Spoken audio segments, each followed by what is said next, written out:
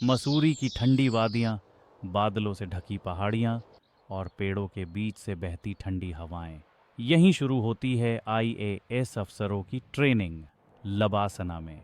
और इन्हीं वादियों में राहुल और रेखा की मोहब्बत फिर से खिल उठती है। सुबह की परेड में सब धीरे धीरे दौड़ रहे थे। रेखा हमेशा जानबूझकर राहुल के पास दौड़ती और हंसकर कहती, तुम आगे मत भागा करो, मुझे तुम्हारे पीछे भागते भागते ही दम निकल जाता है। राहुल ताना मारते हुए हंस पड़ा और बोला, आईएएस अफसर हो, सहन शक्ति से काम करो, वरना लोग कहेंगे अफसर साहिबा तो बस किताबों में तेज है। दोनों की यह छोटी छोटी नोकझोंक हर किसी के चेहरे पर मुस्कान ला देती। मसूरी की बारिश का एक जादुई लम्हा।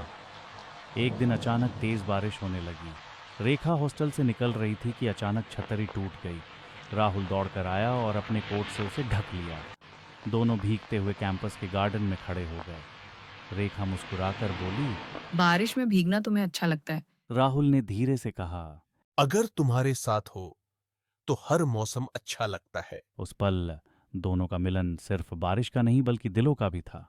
लबासना की पहाड़ियाँ, बारिश, नोकझोंक, रंग और नाच, सब उनकी मोहब्बत की गवाह बन गए।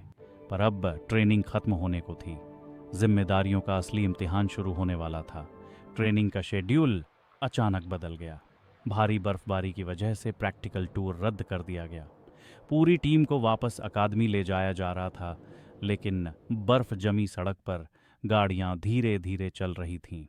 इसी दौरान एक पहाड़ी मोड़ पर राहुल और रेखा सुहावना मौसम देखने के लिए थोड़ी देर के लिए रुक गए। चारों तरफ बर्फ के फाहे गिर रहे थे। सफ़ेद चादर सा नज़ारा और ठंडी हवा में एक अजीब सी खामोशी। रेखा कांपते हुए स्वर में बोली, राहुल, मैंने बचपन से हर सपने में तुम्हें ही देखा है। स्कूल की क्लासरूम से लेकर इस अकादमी तक मेरे हर कदम में तुम मेरे साथ रहे हो। अब मैं चाहती हूँ कि जिंदगी के हर कदम में तुम मेरा हम सफर बनो।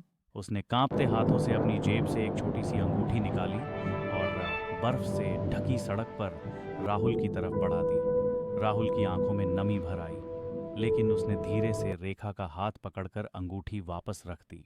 रेखा, मैं जानता हूं तुम क्या महसूस करती हो, और सच कहूं तो मेरे दिल में भी तुम्हारे लिए वही जगह है। लेकिन अभी ये सही वक्त नहीं है।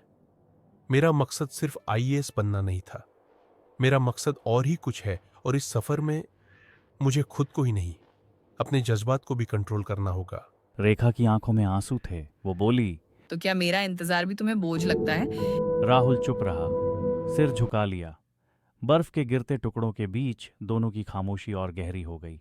रेखा बर्फीली सड़क पर खड़ी दूर घाटी की तरफ देखती रही। उसके गाल पर आंसू और बर्फ की ठंडी बूंदें एक साथ बह रहे थे। राहुल कुछ दूरी पर खड़ा था, मजबूत दिखने की कोशिश कर रहा था, लेकिन अंदर से टूट चुका था। क्या ये प्यार वक़्त के साथ फिर से जुड़ पाएगा, या फिर इस बर्फ में दबी पगडंडी की तरह हमेशा के लिए खो जाएगा? तो देखिए अगले भाग में, क्या राहुल और रेखा का प्यार इन वादियों से निकलकर जिंदगी की सख्त डगर पर भी कायम रहेगा, या फिर मोहब्बत की ये कहानी भी बस यादों की किताब में सिमट जाएगी।